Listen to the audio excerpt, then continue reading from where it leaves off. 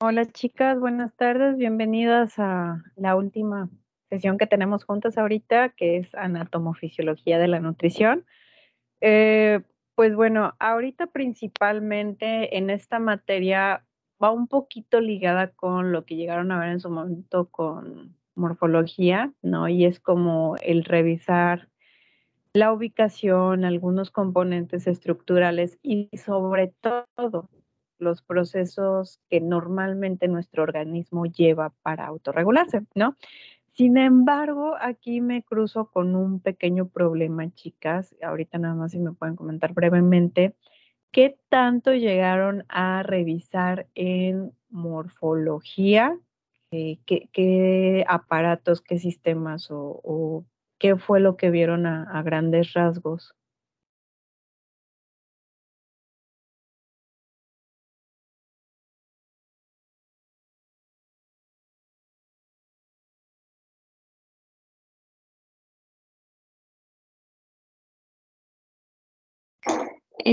Yo, profesora, estuvimos viendo lo que fue el sistema óseo, sistema muscular, el aparato digestivo, el aparato respiratorio, este, el sistema cardiovascular, el sistema linfático, el aparato reproductor masculino y femenino, neuroanatomía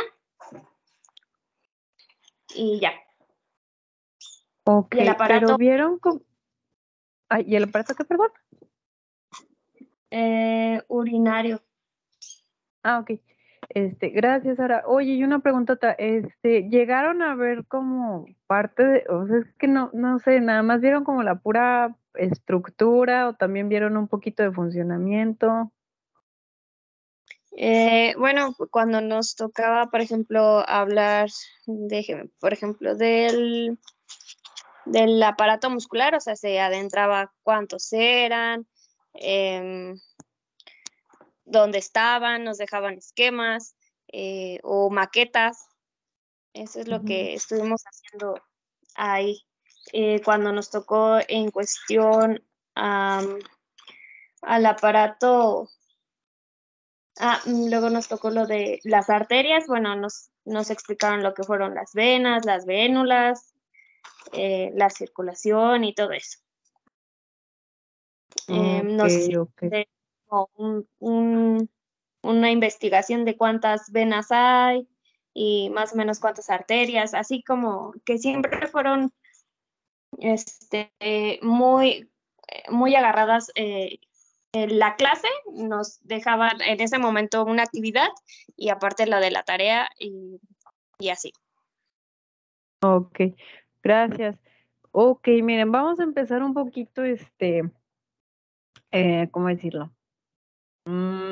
Vamos a empezar con aparato digestivo. Es que de verdad, como esta materia no me había tocado anteriormente, y sé que tenían morfología, que tengo comprendido justo eso, que la vieron como en extenso, dije, bueno, es que no sé qué tanto. De hecho, la intención era aplicar una evaluación diagnóstica, pero dije, bueno, no, está muy feo, ¿no? Está muy como de novateada.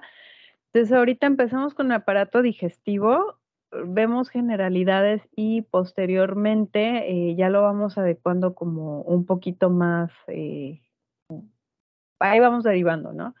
Y que de hecho, pues bueno, muchas veces los nutrimentos entran como parte importante, ¿no? Para diferentes funciones, entonces vamos a irlo adecuando. Simplemente la diferencia o la aclaración aquí es que vamos a empezar con generalidades, ¿de acuerdo? Sobre todo el sistema digestivo.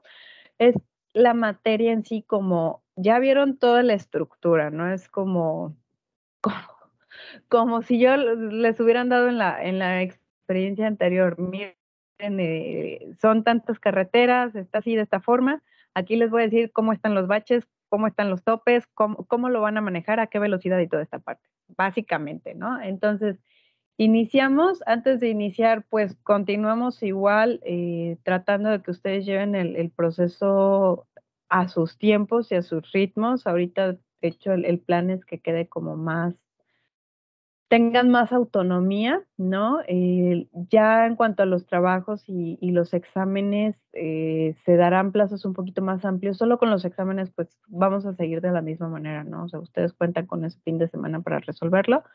Habrá 4 evaluaciones, 50% trabajos o tareas, dependiendo que se aplique en su momento, y el otro 50% examen, ¿de acuerdo? Ya, pues principalmente cualquier eventualidad, ya saben que la vía de comunicación está abierta. Y pues vamos comenzando entonces. En cuanto al aparato digestivo, recordemos que de hecho es uno de los más extensos y que como muchos tiene bastantes funciones primordiales, ¿no? Básicamente sin el aparato digestivo, pues no estaríamos aquí, le debemos muchísimo. Si se aprecia su funcionamiento a través del modelo de 3 pasos de ingiero, digiero y uso, nos ayuda para la valoración nutricional completa. ¿Por qué? Porque entre los diagnósticos nutricios frecuentes o posibles en cuanto a esta situación de la digestión o el metabolismo están, por ejemplo, si hay alguna alteración de la función digestiva, impactará en el estado de nutrición. Si hay alguna alteración del balance de la ingesta de nutrientes, también va a afectar en el estado de nutrición. Si se altera el cómo se usan los nutrimentos, igual va a impactar en el estado de nutrición. Si hay alteración de biomarcadores nutricionales, indagamos el por qué, ¿no? El ejemplo más habitual es una anemia, ¿no? Si ya tengo un biomarcador de anemia, pues quiere decir que ya mis reservas corporales se agotaron, que me llevaron a esta situación y que aparte no estoy obteniendo las fuentes necesarias. Si existe una ingesta inadecuada o excesiva de líquidos, por ejemplo, o también si existe una interacción entre alimento y medicamento, que de hecho aquí les puedo poner una interacción muy habitual de los, ay, se me fue el nombre, antiinflamatorios no esteroideos, los famosísimos AINES, es que muchas veces alteran, ¿no? Como la función gástrica, entonces no se secreta de manera adecuada el factor intrínseco, entonces eso se traduce en que no se absorbe adecuadamente la vitamina B12 y entonces eso a su vez se traduce en que hablaremos de anemias. Entonces, si lo valoramos así, ¿no? En el modelo de 3 pasos, ingiero, digiero y uso, pues nos estamos resolviendo un montonal de problemas. Ahora, gracias a los diferentes órganos y estructuras que tenemos en nuestro aparato digestivo, pues tenemos la competencia para digerir todos los macronutrimentos, micronutrimentos, ¿no? Absorber líquidos, también, pues de hecho, recordemos que el sistema inmunitario presente aquí, pues es bastante y que además el intestino plantea una barrera física para microorganismos patógenos, ¿no? De hecho, pues recuerden por ahí cuando teníamos la experiencia de micro y para, y de hecho ahorita también que llevan parasitología, pues tenemos organismos habituales, ¿no?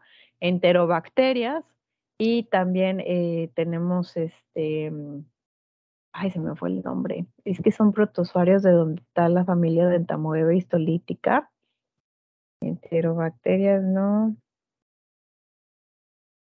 Ay, se me fue el nombre, pero son protozoarios que también, pues así son, protozoarios habituales del intestino. Entonces, esos están de manera normal y que funcionan en esta cuestión, nos ayudan a degradar nutrimentos y también secretan otras sustancias que nos protegen.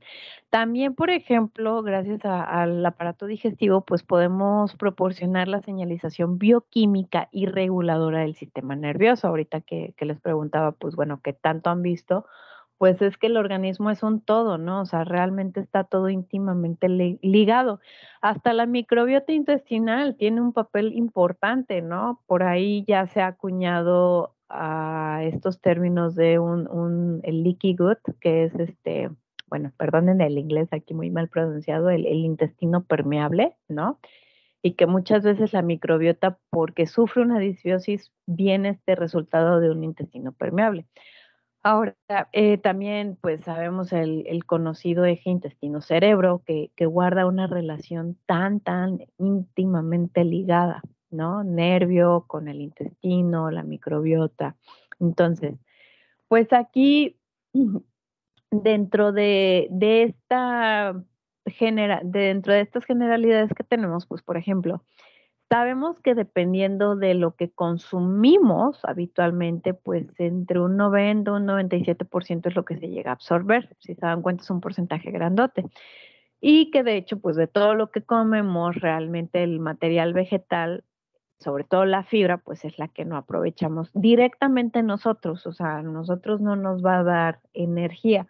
Sin embargo, los microorganismos de nuestro intestino lo van a aprovechar y van a producir ácidos grasos de cadena corta. Entonces, no es que no tenga una finalidad la fibra, al contrario, la tienes, solo que la utilizan unos más pequeñines adentro de nosotros. Los alimentos fibrosos, todos los hidratos de carbono que no se digieren, se fermentan y de hecho ese proceso de fermentación puede contribuir dependiendo de un 5 a un 10% de la energía. Entonces, esto es variable dependiendo de los microorganismos que tengamos. Ahora, ¿alguien recuerda cuánto mide más o menos el tubo digestivo? Ahí lo tenemos, pues más o menos unos 9 metros, si yo lo considero desde la boca hasta el ano. Y pues de hecho su función es ser una puerta de entrada a nutrimentos y al agua. Tiene una área de superficie muy sustancial y pues su función básicamente es absorber, ¿no? O sea, todo aquí se aprovecha. Eh, Aquí pues recordamos, le debemos esta capacidad de absorción a las microvellosidades, entonces ese es su papel más importante. Entonces, la comida normalmente no es como que entre solita y se vaya solita, normalmente se mezcla con diferentes secreciones que se originan en el tubo digestivo, ¿no? O bien gracias a otros órganos como es el páncreas. Recuerden que el páncreas tiene una función exócrina, también la vesícula biliar, las glándulas salivales. Entonces, todo esto, ¿para qué? Para ir desdoblando los nutrimentos, preparándolos para que se vayan a digerir y transportar mejor. Y pues también el intestino, recuerden que tiene su propia motilidad, tiene diversos tipos de motilidad para poder mezclar la comida con las secreciones, ¿no? Y desplazarla a lo largo de todo el tubo digestivo. Ya por último, pues recordamos una función muy importante, el excretar, ¿no? Expulsar los residuos de los alimentos que no se pueden absorber. Entonces, ahí también se van restos celulares, productos terminales liposolubles, agentes xenobióticos que se excretan ahí y pues bueno, todo esto, el propio aparato digestivo tiene sus propios mecanismos reguladores que los vamos a ir viendo aquí un poquito ya desdobladitos, ¿no? Ojo, adicional, es un órgano, como todos en el cuerpo, pues que está colonizado casi desde el nacimiento. De hecho, pues gracias a grandes bacterias comensales. Recordemos que nosotros con muchos microorganismos tenemos una relación de comensalismo, donde pues están presentes en nosotros, no nos van a dar un beneficio evidente a nosotros, pero bueno, pues ahí están, ¿no? Ya son parte de nosotros. Entonces, esta relación en algunos casos es mutuamente beneficiosa porque las bacterias llevan a cabo varias funciones metabólicas importantes que no se pueden lograr por sí solitas por nosotros y proporciona protección, ¿no? Con algunas infecciones. Ahora, eh, esta presencia constante de bacterias y de otros estímulos contribuyen al hecho de que el intestino tiene un sistema inmunitario local muy bien desarrollado, el cual comprende vectores inmunitarios que son tanto innatos como dados de una respuesta adaptativa. De hecho, hay más linfocitos en la pared del intestino en comparación de los que circulan en la sangre. Se dice más o menos que hay un 70%. Imagínense, o sea, es un porcentaje considerable. Ahora, dentro, ay, aquí perdónenme, chicas, que pongo, puse todo atiborrado, pero ya es como nada más esta parte que en teoría ya la revisaron y es como un pequeño repasito ahí. Las partes pues, del tubo digestivo, ¿no? Sabemos que tiene boca, esófago, estómago, duodeno, yeyuno, ilion, ciego, colon, recto y ano. En grandes rasgos, ¿no? Y en toda la longitud del intestino pues sabemos que las estructuras glandulares descargan las secreciones en la luz, sobre todo, pues bueno, en el estómago, ¿no? Ahí va más que listo para darle crán a todo lo que comemos. Y pues el tubo digestivo se divide funcionalmente en segmentos que restringen el flujo del contenido intestinal, pues para que el proceso de la digestión sea el óptimo, ¿no? Eh, una vez viene esta pregunta chistosa, ¿no? O sea, ¿por qué cuando nos acostamos no se nos regresa lo que comemos? Pues gracias a estos esfínteres, ¿no? Que sabemos que detienen. Entonces, una vez que entras ya no sales y no hay de otra. Entonces, sabemos que estos esfínteres comprenden los esfínteres esofágico superior, también el inferior, el píloro, la válvula ileocecal y pues el esfínter anal interno y el externo. Entonces, también sabemos que el intestino tiene sus capitas funcionales, ¿no? Y adyacente a los nutrimentos en el lumen se encuentra una sola capa de células epiteliales cilíndricas. Entonces, eh, ay, permítame. Por debajo del epitelio sabemos que está la lámina propia, que a su vez se rodea por capas concéntricas del músculo liso, ¿no? Entonces, tiene estas capas, perdón, se van acomodando de forma circular y longitudinal, respectivamente. Adicional a estas capas que tienen, recuerden que el intestino tiene una rica dotación de vasos sanguíneos, también tiene terminaciones nerviosas y también tiene varios vasos linfáticos. Entonces está ricamente inervado. Y el epitelio, aquí sabemos que es el máster, el número uno en lo que es la forma de maximizar el área de superficie disponible para la absorción de nutrimentos. O sea, si bien hablamos de que mide 9 metros, pues la combinación de todos los pliegues del intestino delgado, las proyecciones vellosas, el borde microvelloso, da lugar a una enorme superficie de absorción de aproximadamente 200 a 300 metros cuadrados. Entonces, realmente no es hablar de sus 9 metros, sino que tenemos un montonal de superficie de absorción. Sin embargo, fíjense, con esa superficie tan grande que tenemos, pues sí, pueden llegar a veces malas absorciones, ¿no? Como por ejemplo en una intolerancia que no se está aprovechando el nutrimento. O también imaginen la gravedad de un paciente al que le retiran, ¿no? Una cantidad de intestino, pues lo compromete bastante. Ahora, pues sabemos que tienen estas vellosidades y que las vellosidades a su vez tienen las criptas, ahí se ve muy, muy pequeñita la imagen, perdón, pero pues bueno, sus células precursoras intervienen en la renovación completa del epitelio cada varios días. De hecho, es tan frecuente el cambio. Las células epiteliales de la vellosidad son notables por las microvellosidades que lo caracterizan. Y estas microvellosidades que tienen el glucocáliz denso, pues protegen, ¿no? A las células de los efectos de las enzimas digestivas. Ay, perdón. De hecho, algunas enzimas digestivas también son parte del borde en cepillo al constituir proteínas ligadas a la membrana.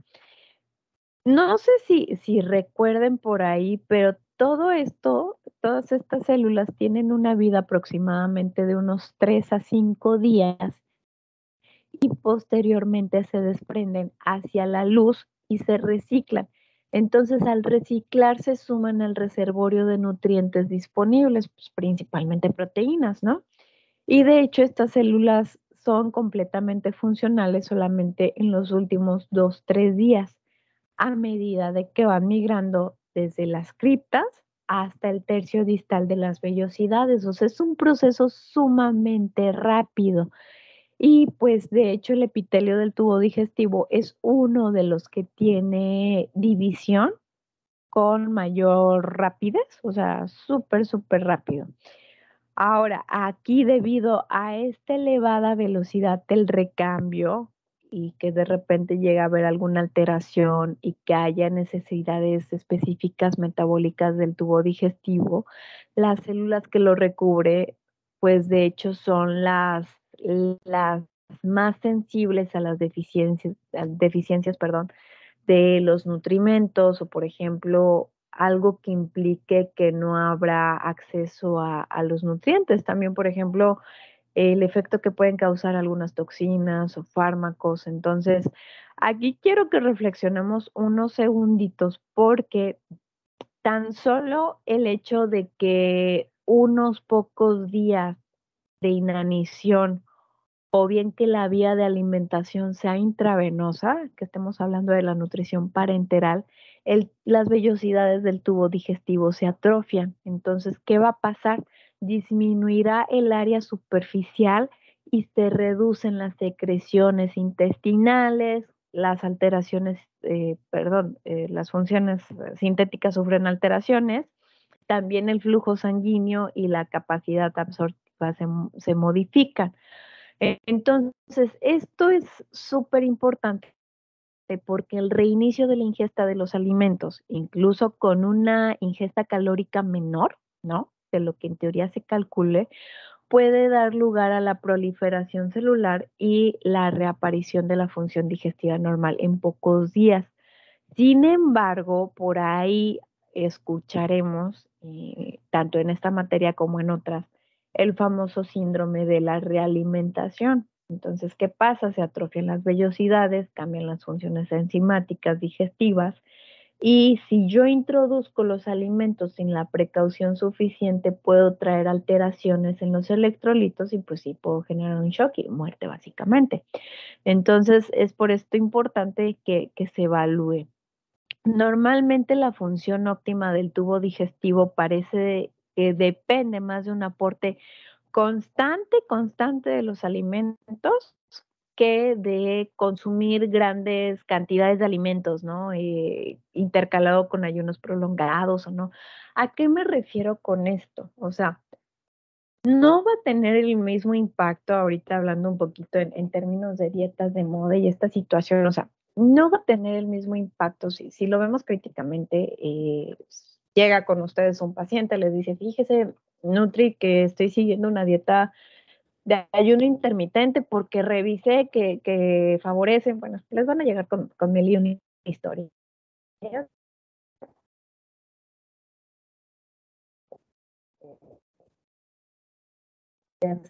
Pues quizás sí haya efectos de mejoría y todo esto, sin embargo, ¿qué me va a preocupar a mí, no? Digo, bueno, si este paciente por alguna situación no llega a consumir alimentos por varios días, sé que va a repercutir en las funciones digestivas.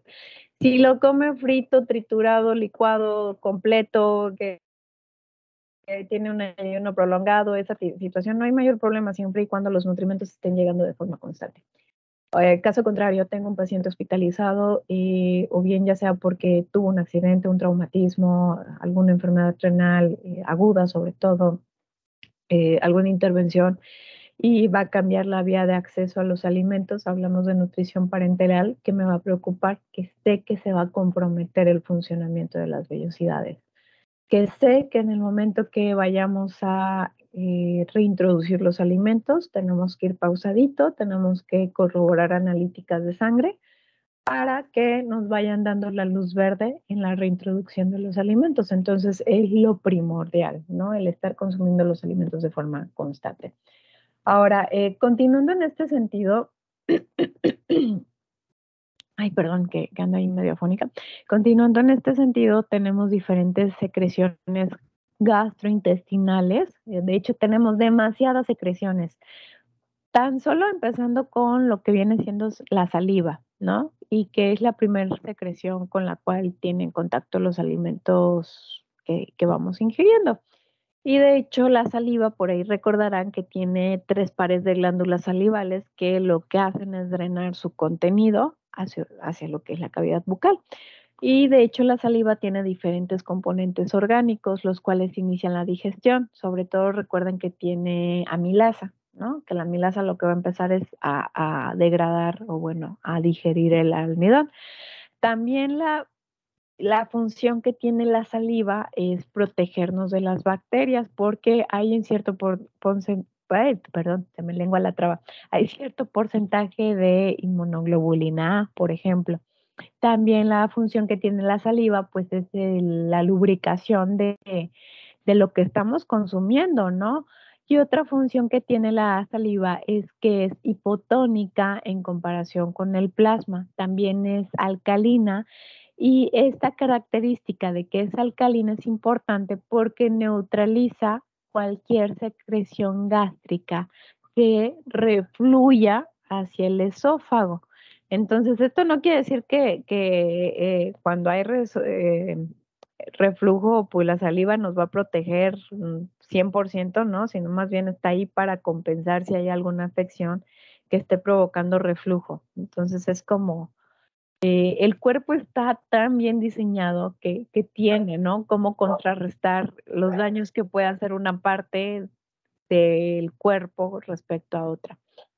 Ahora, en cuanto a las glándulas salivales, constan de porciones terminales que se conocen como acinos, que generan la secreción primaria que contiene los componentes orgánicos disueltos en el líquido, ¿no? Que tiene una composición, de hecho, bastante idéntica al plasma. Y las glándulas salivales son muy activas cuando reciben una estimulación máxima. De hecho, secretan su propio peso en saliva cada minuto. Y pues, por ejemplo, hablando de una estimulación máxima, pues hablemos, por ejemplo, cuando mordemos un limón o incluso el imaginar que estamos mordiendo el limón, ya sentimos cómo produce la saliva, ¿no? De pronto. También, pues bueno, las glándulas salivales tienen muchos vasos sanguíneos circulantes y se dilatan, de hecho, cuando inicia la secreción salival, pues justamente para poder permitir que se secrete de forma adecuada. Se modifica la composición de la saliva conforme fluye desde los acinos hacia afuera, va liberando y va extrayendo, por ejemplo, extrae iones de sodio, aniones de cloro, se añaden iones de potasio, bicarbonato principalmente.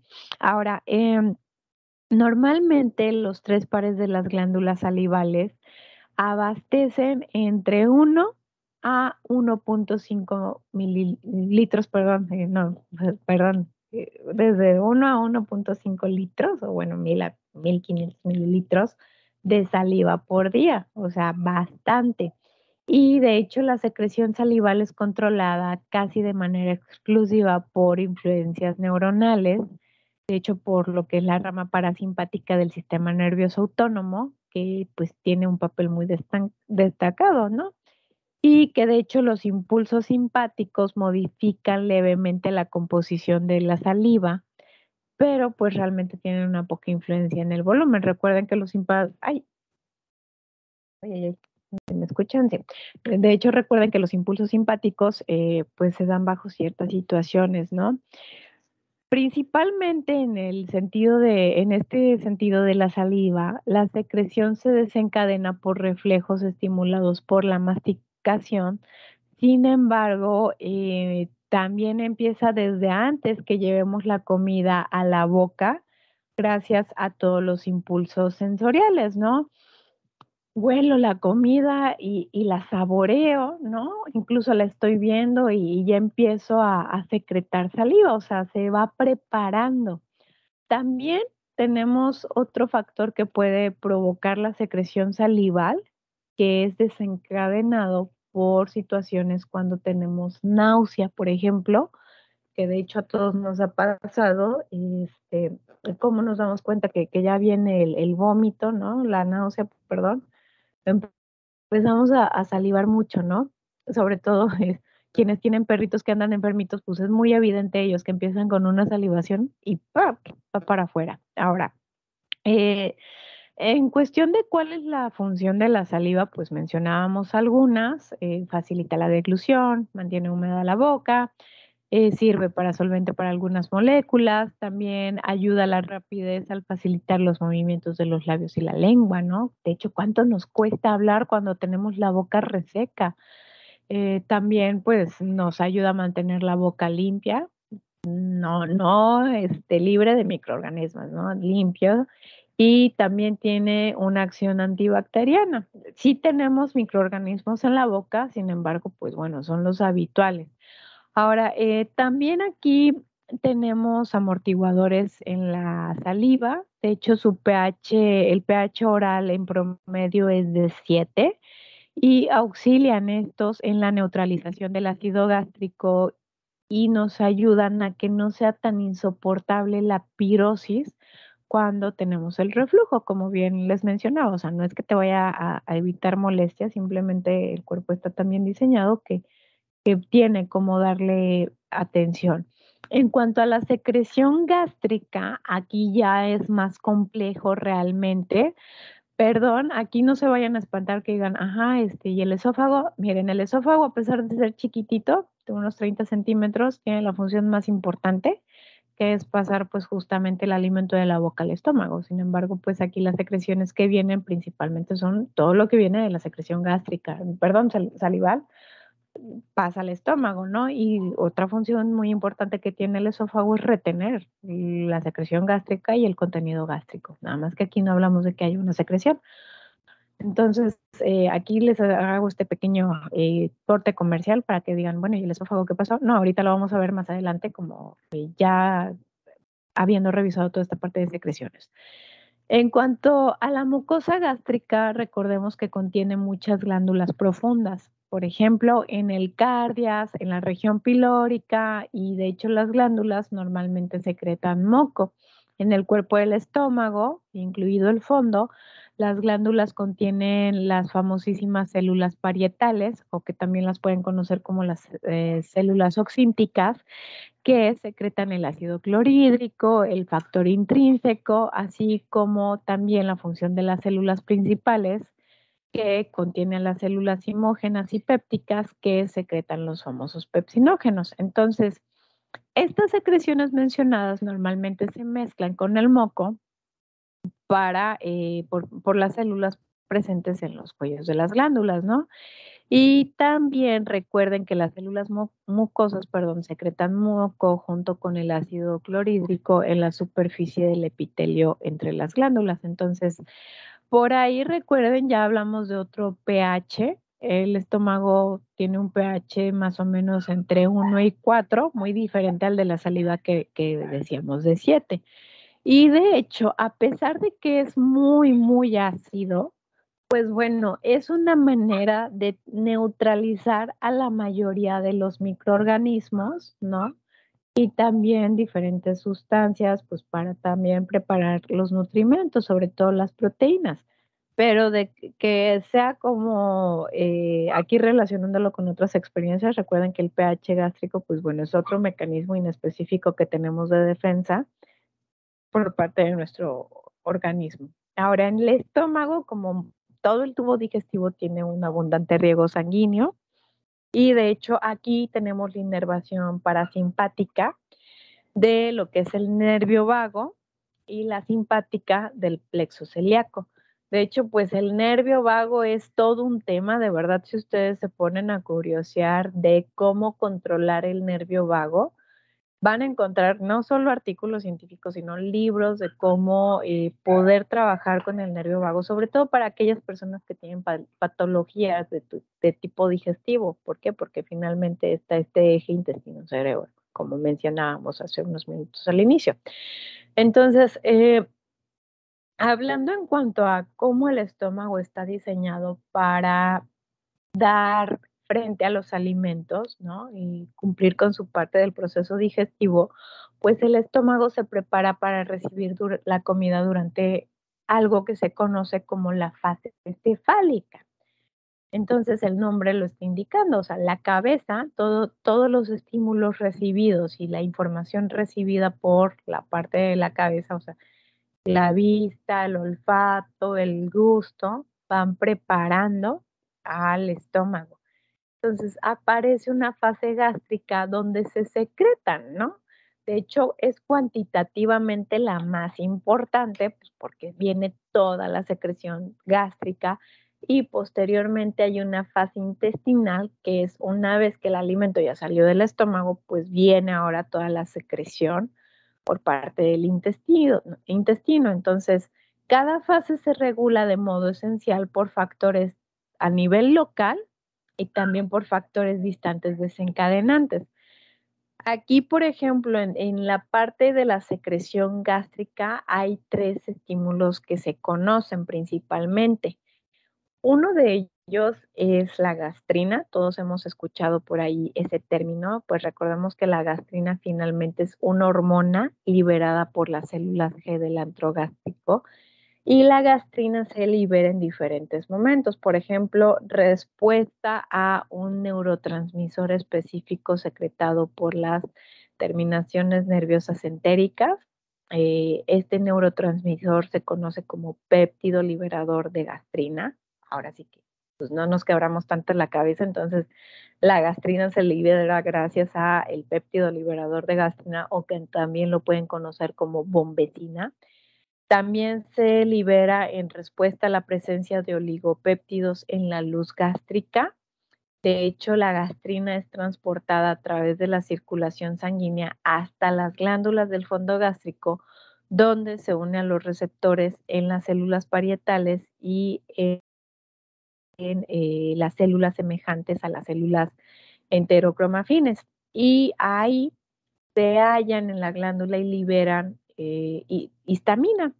Por ahí, pues recordemos que todos nosotros tenemos histamina, la cual también activa la secreción de la célula parietal para poderse unir a los receptores de histamina. De hecho, aquí voy a hacer un pequeño paréntesis porque que le suene mucho y acuérdense mucho de este nombre. De repente tenemos reacciones por histamina. De hecho, cuando estábamos, no me acuerdo si fue con ustedes o fue con el grupo de parasitología el cuatro pasado, algunos microorganismos por esta vía llegan a actuar, entonces vienen algunos síntomas gástricos. Y también hay algunos alimentos que son ricos en histamina, entonces vienen ciertos síntomas. Entonces, para que se vayan dando idea de cómo, desde dónde viene la base, ¿no? Que pues justamente la histamina tiene sus propios receptores. Ahora, por último, también la gastrina se libera pues cuando las células parietales y las células principales se estimulan por la acetilcolina. La acetilcolina se libera por las terminaciones nerviosas entéricas que tenemos en el fondo gástrico.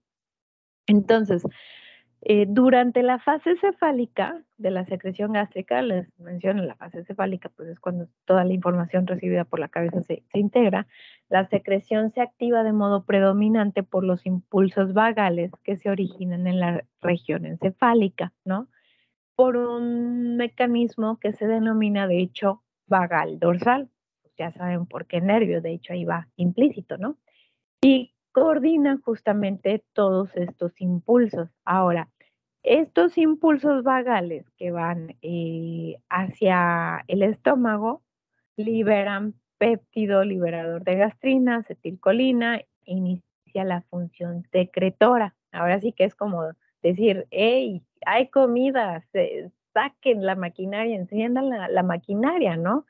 Entonces, una vez ingeridos los alimentos, pues los componentes de la misma estimulan la liberación sustancial de gastrina, también la distensión, de hecho, del estómago, activa receptores de la distensión, entonces provoca un reflejo que se conoce como el reflejo vagovagal, así como una respuesta que lo que hace o la función que tiene es hacer más intensa la secreción. Entonces, cuando tenemos comida en la pancita, lo que ocurre es que amortigua la acidez gástrica, lo cual sirve de señal inhibitoria de la retroalimentación, pues para interrumpir un poquito ahí la liberación de ácido, ¿no? Principalmente, porque si no, imagínense ácido más ácido, pues ¿para qué contamos? Entonces, aquí finalmente tenemos también, a medida que se va degradando el alimento y demás, se va liberando la hormona inhibidora tanto de las células G como de las células semejantes en las células enterocromatines y entonces como que va pausando la secreción, ¿no? Principalmente, pues, ¿por qué? Porque es el mecanismo decisivo por el cual se termina la secreción gástrica y ahora pasa el alimento al intestino delgado y pues viene la fase intestinal finalmente. En cuanto a las secreciones gástricas que se originan en las glándulas presentes en la pared del estómago, drenan hacia su luz y también en las células de la superficie que secretan principalmente moco, bicarbonato, más que nada. Entonces, esta secreción de moco y bicarbonato, ¿para qué creen que lo hace? pues para impedir que se digiera a sí mismo. Lo mismo pasa con sustancias que se conocen como péptidos en trébol, los cuales pues finalmente la función que tienen es estabilizar la capa de moco y de bicarbonato. Entonces, las secreciones glandulares del estómago son diferentes en diversas regiones del órgano. Aquí no se alcanza a ver muy bien, ya cuando les pase la diapositiva, pero quiero que observen de su lado izquierdo cómo, por ejemplo, tenemos las diferentes celulitas que van a producir diferentes sustancias. Ahí tenemos las células principales, que son las encargadas de la secreción del pepsinógeno, perdón. También las células que se encargan de la secreción de la histamina, las células que se encargan de la secreción del ácido y del factor intrínseco, muy importantes. También tenemos las células del cuello de las mucosas, ¿no? También tenemos todas estas células encargadas de la secreción del moco, del péptido en trébol que ahorita estábamos mencionando, del bicarbonato y entre otros, principalmente. Ahora, las secreciones más características se derivan de las glándulas del fondo o del cuerpo del estómago y de hecho tienen dos tipos de células distintivas. Las células parietales, entonces, que secretan el ácido clorhídrico y el factor intrínseco, y las células principales, que producen pepsinógeno y lipasa gástrica. Entonces, el ácido que se secreta por las células parietales, pues la función que tiene es servir para esterilizar la comida, pero también para comenzar la hidrólisis de macromoléculas de los alimentos, ¿sale? El factor intrínseco es así, coscorrón, ¿no? Chipote y todo, que no se lo aprendan, que recuerden, es súper importante en la absorción subsiguiente de la vitamina B12, o sea, súper vital. Sin dudarlo, así, con los ojos cerrados, anemia, a ver, sospecho, si no es de origen ferropénico, sospecho, sobre todo por el tipo de fármacos, algo está pasando con el factor intrínseco muy probablemente. Muchas veces, créanme.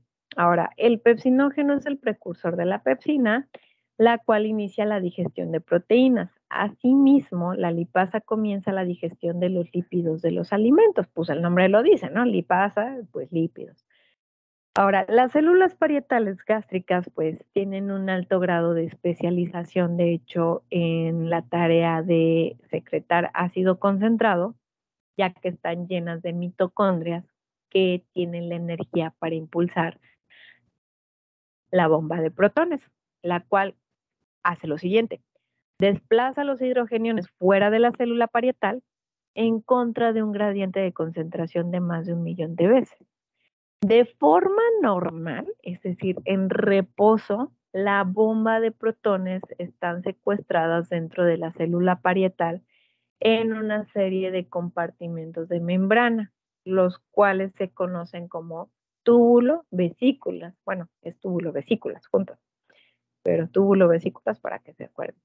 Ahora, cuando viene esta parte de que la célula parietal empieza a secretar, las vesículas se fusionan con las invaginaciones de la membrana apical, también conocidas como canalículos, perdón, con una amplificación del área de la membrana apical. Entonces, pues se posicionan las bombas de protones para comenzar la secreción del ácido. De hecho, no se ve muy bien, pero justamente aquí tenemos la imagen del lado derecho de los cambios que ocurren en la estructura de las células parietales, ¿no? Que cuando están en reposo tienen una conformación diferente y que cuando se activan, ¿no? Cuando la célula parietal comienza a secretar, pues las vesículas justamente se fusionan, amplifican sustancial su área de la membrana apical, de hecho ahí se ve como todo grandotote, ¿no? Y pues se posicionan las bombas de protones principalmente. Entonces, la generación de protones también se acompaña de la liberación de cantidades equivalentes de iones de bicarbonato hacia la circulación sanguínea que se van a utilizar para neutralizar la acidez gástrica. Entonces, pues ahí cumplen su función. Entonces, En esta parte sí, no se me desesperen, chicas, de repente es como un poquito estarlo repasando más que nada el proceso, pero es el comprender, ¿no? O sea, es el preguntarse, o sea, piénsenlo como un niño chiquito, a ver por qué el estómago no se come por sí solito. Ah, bueno, pues tiene estos mecanismos que funcionan de esta forma, ¿no? Entonces, muy importante comprender esta parte de las células parietales que tienen una función muy, muy importante. Ay, ya, perdón. Ahora, en cuanto a lo que es la célula parietal, tiene tres agonistas. Como habíamos mencionado, uno, la gastrina, la histamina y la acetilcolina. Entonces, cada uno de estos agonistas se une a receptores diferentes en lo que es la membrana vasolateral. Por ejemplo, lo que es la gastrina y la acetilcolina favorecen la secreción porque elevan las concentraciones citosólicas de calcio libre, en tanto que la histamina aumenta el 3'5' monofosfato de adenosina cíclico, que de hecho lo pueden encontrar como el CAMP intracelular cíclico. A ver, ¿verdad? CAMP. Sí, es adenosina cíclico intracelular. Ahora, las dos vías para lo que es la activación de estas vías son sinérgicas y de hecho tienen un efecto sobre las tasas de secreción. Por ejemplo, cuando están de manera simultánea histamina más gastrina o histamina más acetilcolina o las tres, pues hacen sinergia, ¿no? Y de hecho, la importancia fisiológica de este sinergismo es la posibilidad de estimular altas tasas de secreción con cambios relativamente pequeños en la disponibilidad de cada uno de los estímulos.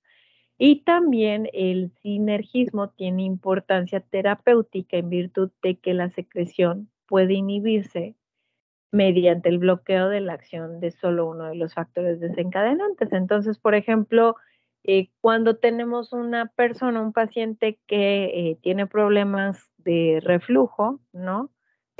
Los fármacos que normalmente se utilizan tienen este tipo de mecanismos, ¿no? De impedir la acción en este nivel. ¿De acuerdo, chicas? Entonces, hasta este punto le voy a pausar. Déjenme ver. Para esta. Sí.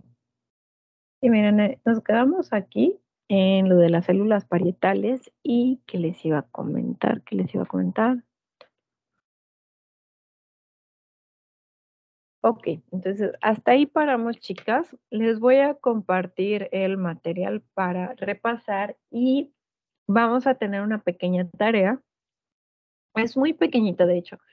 Es un artículo, o creo que son dos artículos del síndrome de realimentación. Es un cuestionario pequeñito sobre el síndrome de realimentación para que lo vayamos integrando ahorita que estamos justamente hablando de todo el proceso digestivo. Les va a hacer mucho sentido ahorita que vayamos avanzando en el temario y pues para comprender, ¿no? Principalmente porque en este aspecto el nutriólogo pues sí es competente, ¿no? O sea, sí, sí tenemos que dominarlo. Entonces, nada más. Eh, ¿Qué más, chicas? Pues vamos a dejarla en este punto, nada más recapitulando un poquito. Entonces, quedamos trabajando similar. Ahorita ustedes van a tener, pues, quizá no las 10,000 tareas, ¿no? Ya trataremos de que sean trabajos más sencillos para que ustedes vayan gestionando qué tan rápido avanzan o no. 50% exámenes, 50% trabajos y tareas. Se queda igual, las grabaciones las van a tener disponibles en YouTube, salvo que me resuelvan diferente por parte de academia que ya en el portal de Google quede grabado, no sé cómo vaya a funcionar, mientras lo mantenemos igual. Y de tareas, temarios y todo eso, permítanme el martes, porque pues sí, ahorita estoy así como de lo cargo, no lo cargo, y si lo cargo y me dicen que después no lo cargue ahí, entonces, para no estar trabajando el doble. Nada más, no sé si tengan alguna duda de momento, chicas, en cuanto la materia o lo que vamos a estar haciendo ahorita de tarea principalmente. Yo decía que tenemos que sacarlos, bueno, más bien buscar 2 artículos o usted nos va a proporcionar esos 2 artículos. Se los mando. Sí, no, no te preocupes, Sara, se los comparto. Son, a ver, ahorita te digo bien, porque nomás te lo estoy diciendo a lo loco. Déjame ver, te digo cuántos son.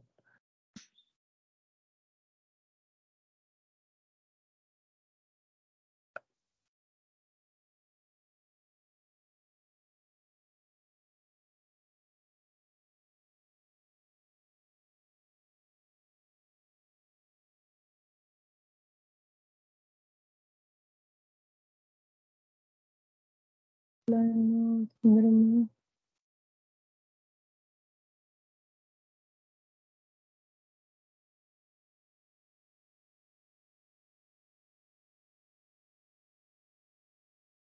Síndrome. Son 2 artículos, están cortitos, de hecho, ya me acordé.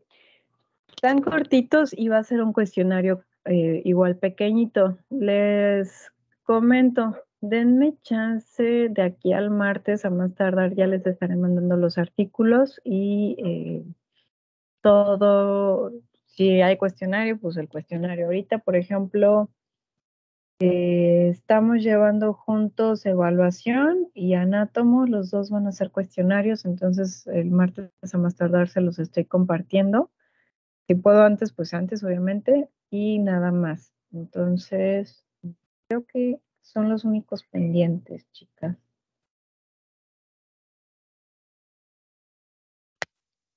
Sí, Oh, sí, nada más, gracias. chicas. Ok, pues bienvenidos ya al último cuatrimestre. Nos vemos hasta el 23. Pasen muy bonitas fiestas patrias. No se excedan con los pozoles y cualquier duda estamos pues por mensajito, ¿de acuerdo? Gracias.